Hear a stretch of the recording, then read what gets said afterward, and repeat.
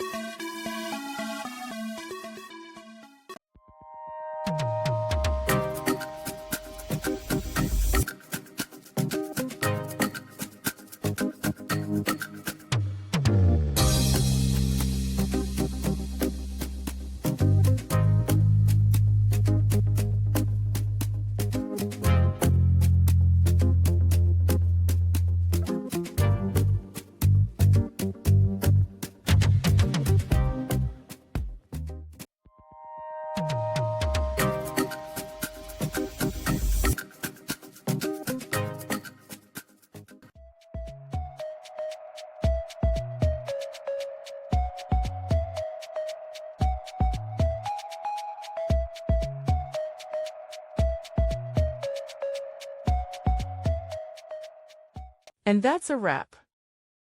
I hope you found the answer you were looking for. If you did, take a second to hit that subscribe button. It really helps out. And let me know in the comments which solution worked best for you. See you next time in the debug zone.